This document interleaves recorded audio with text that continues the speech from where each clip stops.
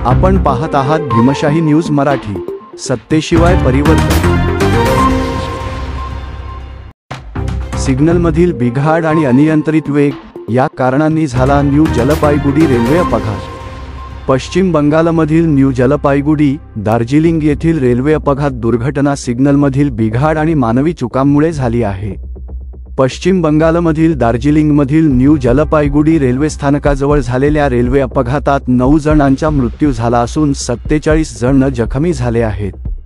आगरतळाहून सियालदहला जाणाऱ्या कांचनजंगा एक्सप्रेसला मालगाडीने मागून धडक दिली। या भीषण अपघातात मालगाडीचा लोको पायलट आणि पॅसेंजर रेल्वेच्या गार्डसह 9 जणांचा दुर्दैवी मृत्यू झाला। ही दुर्घटना सिग्नलमधील बिघाड आणि मानवी चुकांमुळे झाली आहे। दोन्ही गाड्यांमधील टक्कर इतकी भीषण होती की 2 डबे रुळावरून घसरले आणि एक डबा मालगाडीच्या इंजिनच्या वरती चढला। या अपघातामागील सर्वात मोठे कारण समोर आले आहे, ते म्हणजे सिग्नलमधील बिघाड। बंगालमधील राणीपत्र रेल्वे स्थानक आणि छत्तरहाट जंक्शन दरम्यानची स्वयंचलित सिग्नल यंत्रणा सोमवारी पहाटे 5:50 वाजल्यापासून बंद होती, असे सांगितले जात आहे। माहितीनुसार सिग्नल फेल झाल्यामुळे सकाळी 8:20 वाजता रंगपाणीच्या स्टेशन मास्टरने कांचनजंगा एक्सप्रेसला TA-912 नावाची लिखित नोट 9 मेमो जारी केला। त्याचवेळी सकाळी 8:35 वाजता पोहोचणाऱ्या मालगाडीला हाच मेमो जारी करण्यात आला। म्हणजेच रंगपाणी स्टेशन मास्टरकडून दोन्ही रेल्वेंना TA-912 नोट जारी केली गेली।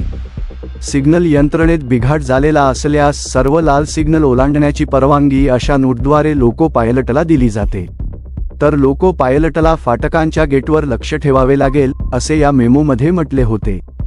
यावरून स्पष्ट होते की जर मालगाडीला TA-912 नावाची लिखित नोट दिली गेली नसती तर लोको पायलटला प्रत्येक खराब सिग्नलवर 1 मिनिटभर रेल्वे थांबवावी लागली असती, तसेच नियमानुसार 10 किलोमीटर प्रति तासाच्या वेगाने पुढे जावे लागले असते, ज्यामुळे हा अपघात घडला नसता।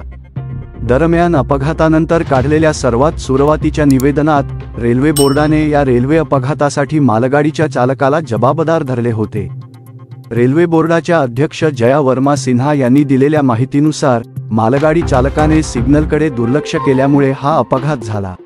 मात्र लोको पायलट संघटनेने त्यांच्या वक्तव्यावर आक्षेप घेतला आहे। या रेल्वे अपघातात मृत्युमुखी पडलेल्यांच्या कुटुंबियांना 10 लाख रुपये, गंभीर जखमींना 2.5 लाख रुपये आणि किरकोळ जखमींना 50,000 रुपयांची मदत देण्यात येणार असल्याचं रेल्वे मंत्री अश्विनी वैष्णव यांनी म्हटलं आहे। आपण भीमशाही न्यूजवर नवीन असाल तर चॅनलला लाईक करा, शेअर करा आणि हो, सबस्क्राइब करायला विसरू नका। पाहत राहा भीमशाही न्यूज, सत्याशिवाय परिवर्तन।